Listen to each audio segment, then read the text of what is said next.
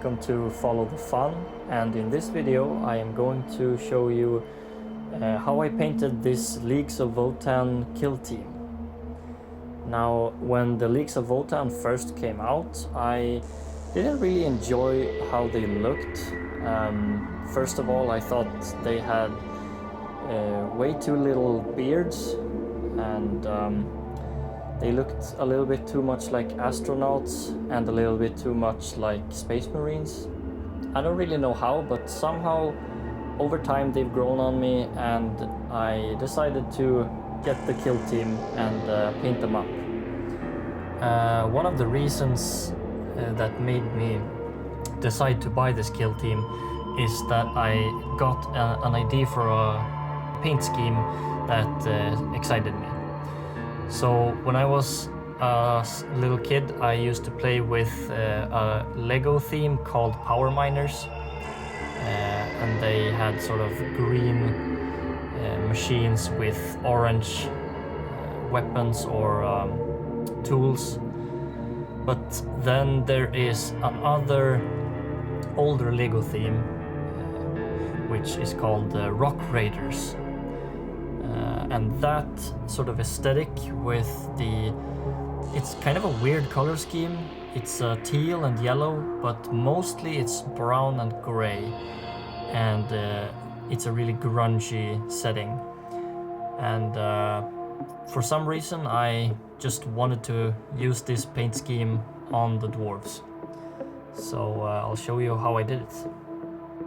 This kit had a lot of cool bits, and since I don't know anything about the rules for Kill Team or 40k, I decided to just build them the way I thought looked coolest.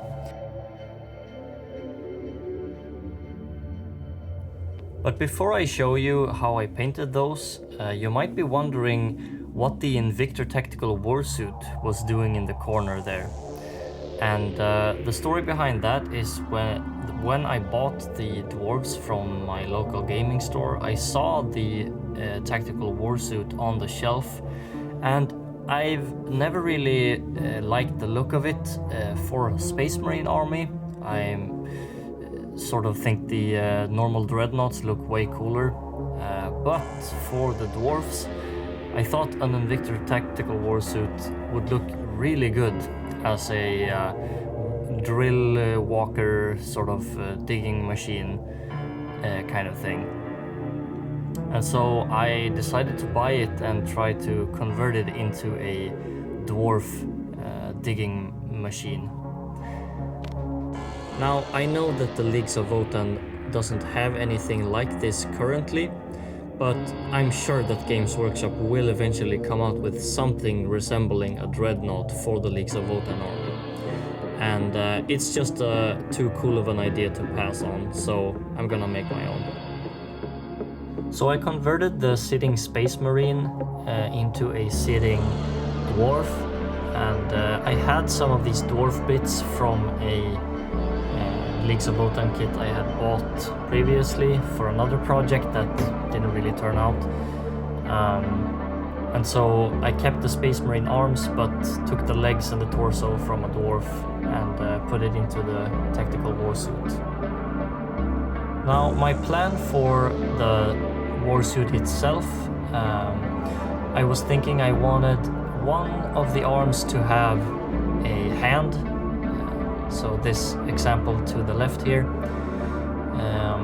And then I wanted some sort of drill or sort of tool that the warsuit could use to dig itself into the mountains. Now, I had some interesting bits.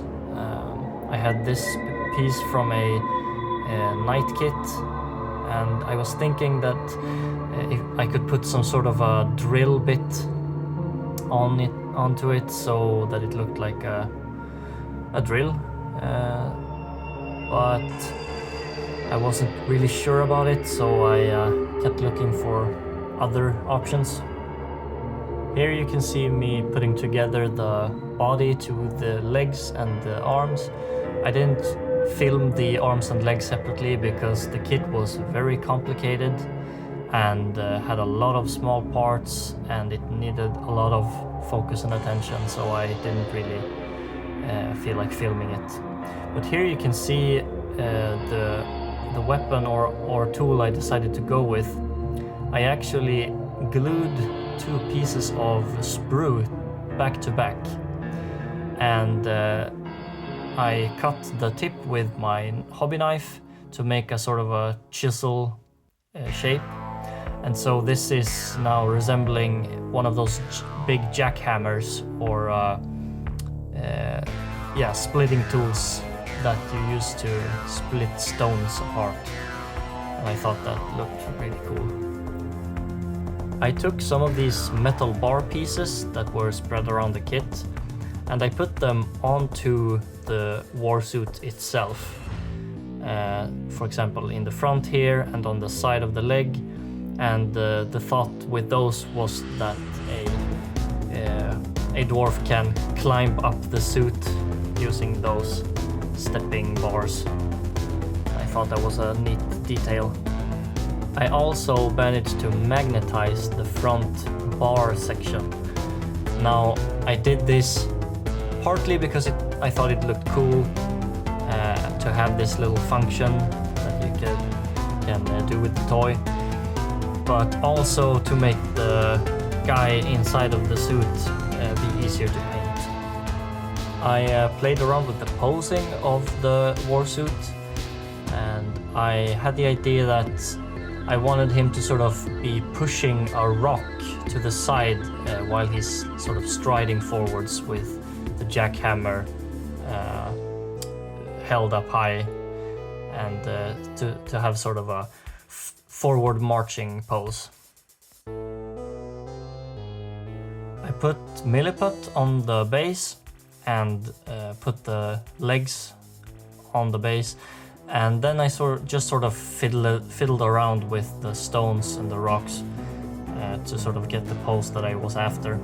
And this just took a lot of futzing around, and so I got a lot of footage, but most of it is just me fiddling with little pebbles and rocks, so that isn't very interesting to watch. But here you can see the final result.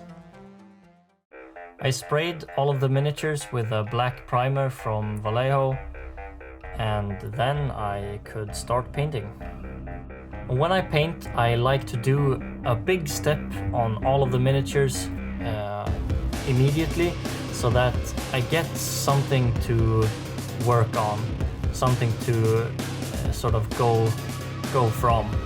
And I decided that this time I would just sponge on a neutral gray on all of them to get sort of a texture and a neutral color. And so the places where I didn't really want to paint, I can just leave it, and it will be a neutral color that your eye sort of ignores when the model is finished. For the painting style, I decided to go with a very traditional, basic base coat wash highlight strategy. And so here you can see the first miniature with just the base coats. The brown for gloves and boots and belts, a sort of dark copper for the backpack, and then teal blue for the main body, and yellow for the shoulder pads. And then I just started to grime everything up with my 2 favorite washes, Agrex Earthshade and Rattling Grime. And I put Rattling Grime onto most of the guns and legs and boots because that's the more sort of dark, dirty color. And then the top parts, the yellow and the blue, got just some brown from the Agrex Earthshade.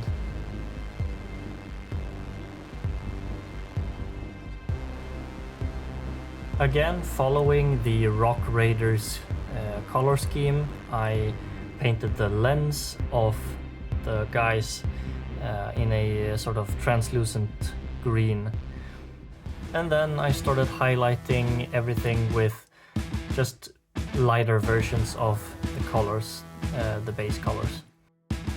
And I also took the time to freehand some details on key parts of the miniatures.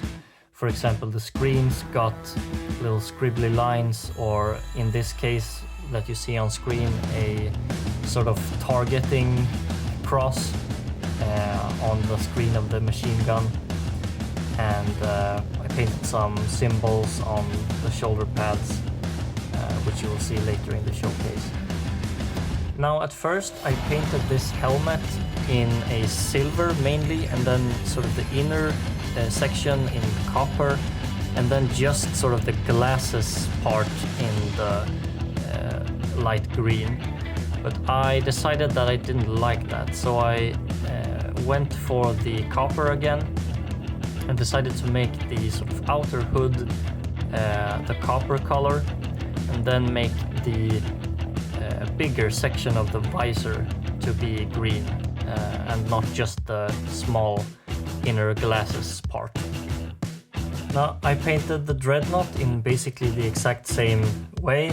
I base coated everything and then washed everything, grimed it up, but then just went a little harder on the weathering, and I sort of sponged some black splotches onto the body of the Dreatnought suit, and put some silver into it, and just stained it with the Agrex Earthshade and Rattling Grime to just make it look dirty and used and beaten up. Again, I spent some quality time freehanding on this miniature. Now here you can see me just making some hazard stripes, which is not too difficult, especially on a big large panel like this. But I also decided to make a couple of real-life machine logos onto the other shoulder pad and on the jackhammer. And that was just too difficult to do while filming, so you will have to see that in the end result. Then it was finally just the base left to do. I had some clear crystals from Greenstuff's World that I tinted with a see-through red color, and this was to make it look like the Nitra from Deep Rock Galactic, which is a popular dwarf with video game where you play as dwarf miners in a alien planet. And then I painted some gold nuggets onto the base as well, and also some bugs that is also taken from the game Deep Rock. And then it was just one final thing to do, and that is paint the rim of the base black.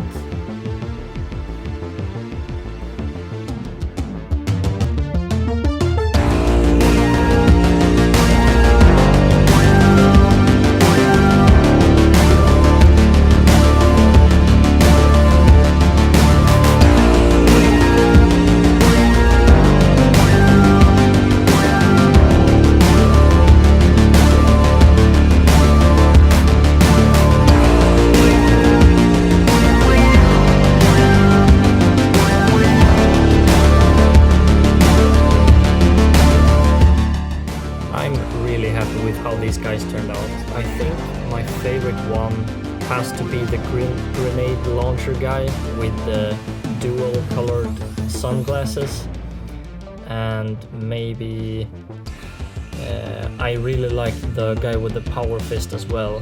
As you can see, I freehanded a number 7 on it, and I just imagine that there are a limited amount of power fists, and so they're only given to the leaders, and this guy is number 7. And then you can see here on the tactical war suit, I made the cat logo for the suit itself on the shoulder pad, and then I made the Makita logo for the jackhammer, and I just really enjoy how those turned out. It gives a really cool detail to the miniature. If you liked how this project turned out, leave a rock and stone in the comments, and if you liked the video, give it a like and consider subscribing.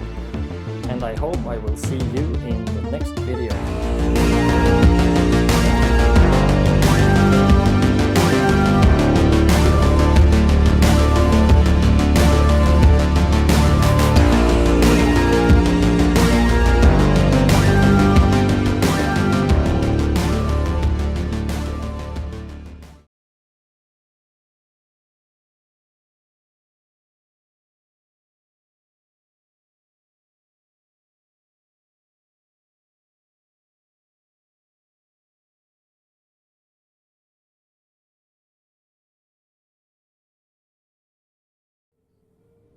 Rock and stone! Rock and roll and stone! For rock and stone! Rock solid! For Carl! We are unbreakable! We rock! Yeah! Rock and stone! That's it, lads! Rock and stone! Rock and stone!